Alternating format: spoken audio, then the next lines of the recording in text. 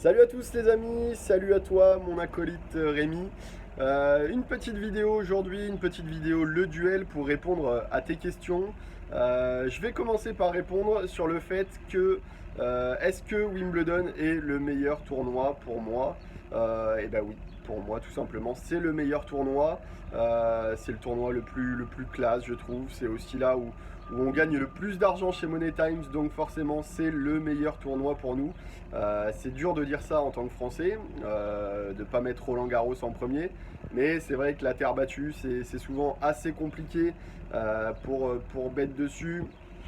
Donc voilà, pour moi c'est vraiment Wimbledon le meilleur tournoi de la saison. Deuxième question que tu m'as posée, c'était en ce qui concerne la Coupe du Monde. En ce qui concerne la Coupe du Monde, et ben les amis, on va encore se régaler cet été, enfin fin de l'été, parce que ça commencera fin septembre. On va voir si l'équipe de France est capable de nous sortir quelque chose. Je suis pas hyper convaincu, mais en même temps, je pense qu'on a un coup à jouer sur cette Coupe du Monde.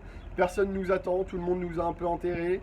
Mais là maintenant les joueurs ont quand même 3 mois de préparation ensemble avant le début de la Coupe du Monde, 3 matchs amicaux, donc je pense vraiment qu'on peut aller faire quelque chose. On a vraiment une poule assez compliquée hein, avec l'Angleterre qui sera devant certainement.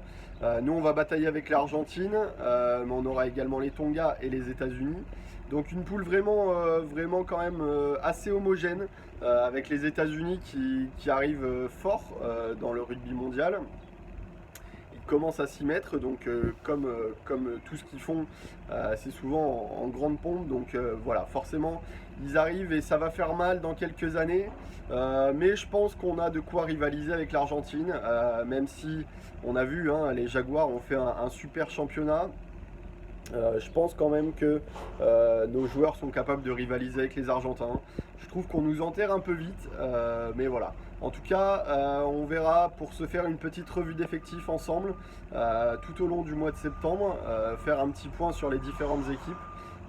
Désolé s'il y a un peu de bruit autour de moi les amis. Moi Rémi, j'avais une question à te poser aussi. J'ai un petit PLT là, Ligue 1 qui me trotte dans la tête. C'est la reprise du championnat bientôt, le 9 août il me semble. L'Olympique Lyonnais a fait un gros recrutement, avec notamment un changement de coach, hein, l'arrivée de Silvinho, l'arrivée de Juninho en tant que directeur sportif, beaucoup de Brésiliens qui sont arrivés à Lyon. On a souvent tendance à dire que les Brésiliens du PSG ont pas trop de mental. Est-ce que t'as pas peur qu'à Lyon ça soit pareil? Et dans le coup, est-ce que Marseille peut pas finir devant Lyon cette saison? Marseille qui commence un peu tardivement son recrutement, mais le petit Alvaro derrière, ça sera quand même pas mal. Donc voilà, je voulais savoir un peu. Bon, Benedetto arrivera pas, on ne sait pas trop encore ce qui va se passer. Il devrait quand même arriver dans les jours qui suivent, qui arrivent. Je ne sais pas quand cette vidéo sortira, mais en tout cas, il devrait arriver à Marseille. Balotelli restera pas, on ne sait pas non plus. Comment va-t-il arriver en forme à l'OM? Est-ce qu'il va arriver avec 10 kilos de trop après avoir fait la bringue tout l'été? On ne sait pas.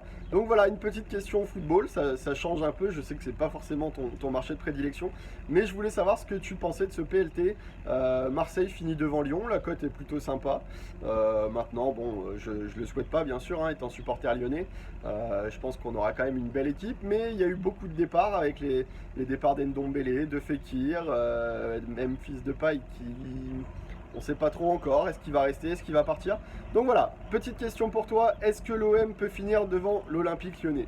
En attendant, je vous souhaite à tous une bonne fin de journée, une bonne fin de Tour de France, et puis on se dit à très bientôt. Ciao ciao.